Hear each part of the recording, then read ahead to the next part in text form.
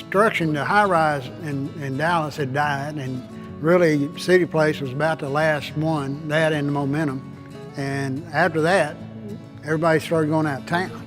Tom told me one day, well, you need to start going to Houston for a while. We're losing money down there, so tag you're it. And I was going, oh boy. So first year in Houston, we lost a ton of money. And on top of that, the company lost a ton of money. And in fact, we was almost broke. I'd probably say we were broke. You know, everybody had old stock, gave it back to the company so the company could have some money to run on. Ben, Jack, and Bob went and signed personal notes to borrow money. Graham became the hit man, so if you seen Graham, you know, shutting down places because everybody was getting pulled back into Dallas. So he came to Houston, and I was going, oh boy, here we go. Graham sat there for a little while, and he said, you know, Houston's pretty good. There's a lot of people, you know, a lot of good things about Houston. So Graham decided to stay in Houston.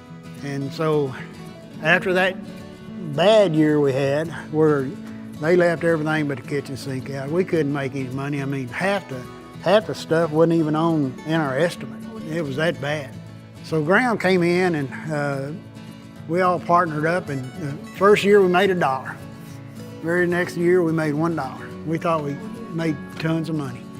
We went from way in the hole back to making $1.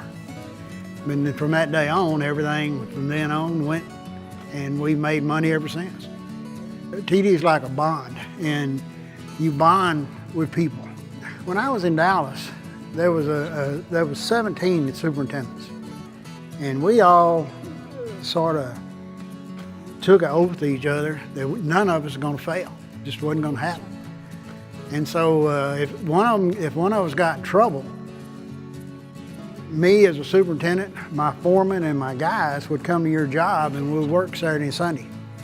I've always done that and try to make sure nobody fails. I like watching people grow. I don't like anybody failing. If somebody's failed, I take it personally because somewhere down the line, I probably didn't help them enough. TD does not hold you back from doing anything you want to do in this organization. If you're a sheet metal guy, you could actually become a project manager, or you could become a team leader. You could become a superintendent. You can become a production manager. It's just unlimited what this company will let you go do. It's not free. You have to earn it. You have to know, and you got to be knowledgeable at it. So TD has let me freedom. That is something in a company that most times where I came from, you didn't get to do that. It was either my way or the highway, and guess what? That ain't one of them. So TD has always allowed me to be creative and help me turn me loose. They taught me unbelievable amount of how to deal with people and how to talk to people. The old Bobby Cole, when it said, oh my God, oh, it'd be blowing up. Face would be red, it would be bad. But I became more of a demander and yeller, and I always pushed. I push and I push. And some people like it, and I like change. And that's another problem. Sometimes people like change, some people don't like change. People like change, me and them got along real good. People didn't like change, back then, me and them didn't get along real good. And that was in Bobby's earlier days. As Bobby started growing and as a production manager and started really focusing in on people, I had to slow down some. My communication skills were not good. I had to be a better communicator. I had to start learning how to speak to people without yelling. Only through the years, I settled down going, hey, people make mistakes. We can fix it. It's nothing.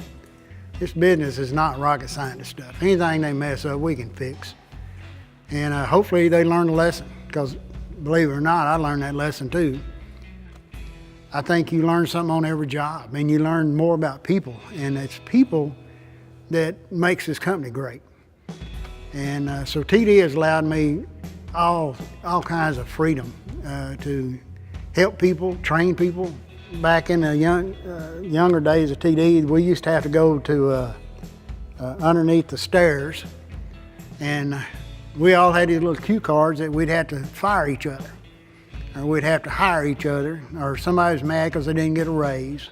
So we'd done cue cards because we were rednecks. We didn't put up with any of that stuff. The only thing we knew is, here's the road, see ya. That was just how we were brought up by the times. And times had changed, and they're still changing. But people, I think, as far as TD is, for me, has been one of the greatest opportunities I've ever had. And the 38 years, I wouldn't take anything for them. The people that I know, the people that I've met, the people I've worked for, I couldn't ask for any better. You just cannot ask for any better. I think a great project manager is the person that helps the field blocking and tackling, making sure their stuff's there. One of my biggest things is to make sure that the guys in the front, out there blocking and tackling, they had their stuff. Can't play football if you don't have the gear and you don't have the football. And as a production manager, my job to make sure every job got like that is trying to make sure that people were taken care of.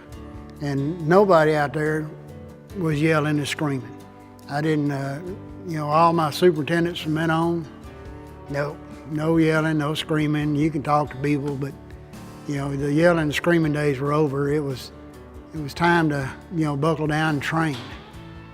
One of the biggest things we need to work on is relationships. That used to be a mandatory deal.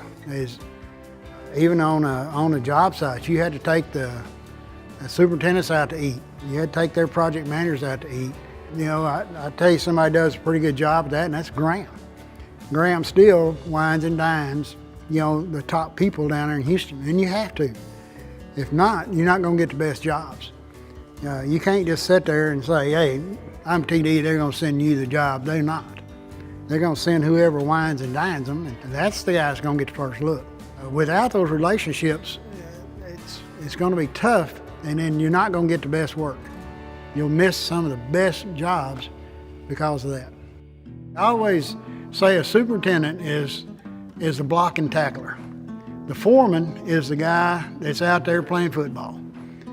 And a superintendent's job is to make sure the material's in front of him, to make sure that GC leaves him alone, to make sure that foreman can go out there and play 8 hours a day without interruptions. That's what a superintendent does. I've worked with some great ones, I really have, and they just stand out. And they're out there with the guys. They come out and walk the job. They look in. They go and ask what can they do. Is the data, the box is still good, and they need to move this up, need to move that back. That's great project management. They have to be really into those jobs to help make them successful, because they do also all the paperwork and get financed and their money, and they also make sure that we're working on the contractor's money instead of our money. You got to get your billings up where they're financing the job, not TD's financing the job. A lot of times there's the right people here, and sometimes it just takes a little push to get them out there to go do it, but they're the right person. And sometimes I see the leaders of the day is they're easier to go out someplace and get somebody else instead of going, no, we got the right person. And then maybe this person comes out and works for Dallas for a year or two before she's able to go out and run a job or be a business unit manager or something like that. So you get to know the people. I think that's probably one of the biggest things that TD has to go do. They're going to have to go back and look who's the right people put in the right places to make this organization grow on in.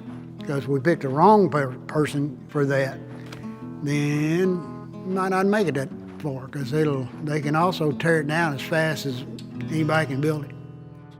The foreman is the first line of managers of TD Industries. Superintendents work for them, project managers work for them, detailing works for them, counting works for them. Everybody works for those guys. That's who they work for. Because those guys are the frontline guys that's going to make this company money. If they don't work, this company ain't making no money. If they get work and it's not a problem, they don't get any kind of money. So foremen these days need to stand up. It's planning your jobs, it's blocking and tackling, it's doing your schedules, it's making sure you paired up the right people with the right, it can't all be plumbers working together and helpers working together. You got to split everybody up, and you got to tell people what you expect. When they finally get up and stand up and get moving, then they look back in a day's time and see how much they put in. They're proud. Their people's proud. And the next thing is go out there and pat them on the back every once in a while. When it's cold outside, those guys are working. When it's hot as dogs outside, those guys are working.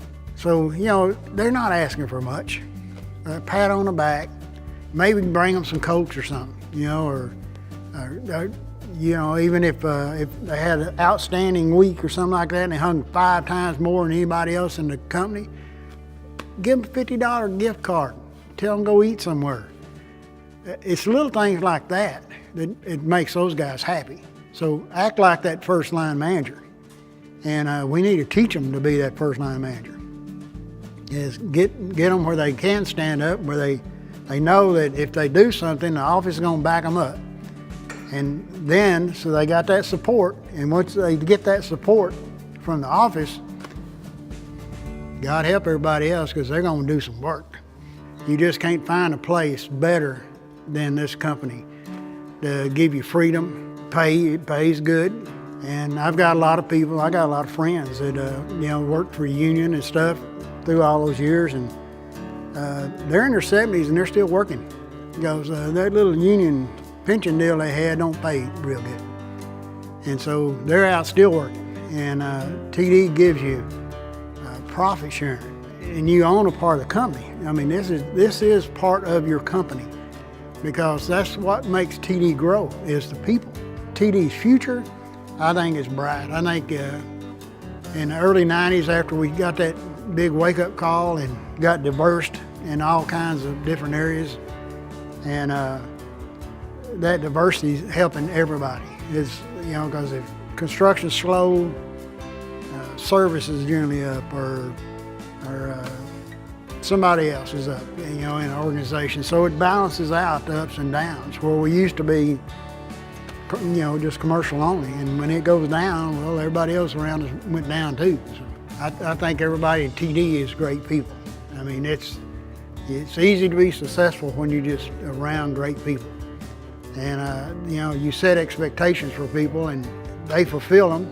Everybody's happy, everybody likes working, joke around, kid around, and go.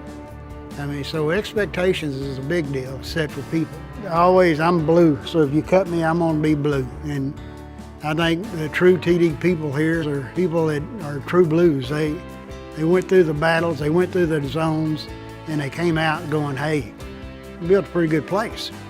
And this place is bigger than I'd have ever thought it'd ever be. From where we started to now, I'd never think TD would be this big. Thank y'all for the 38 years that I got to work here and be a part of, and couldn't ask for any better. And you know, the friends and the people that taught me a lot of stuff, I want to thank all of them, because I've learned a lot. I always want people to learn. I got a bunch of knowledge in my old head, and I want to share it. I don't want to have somebody have to recreate the wheel. So if those guys if I can teach them anything, I'd be glad to go do it.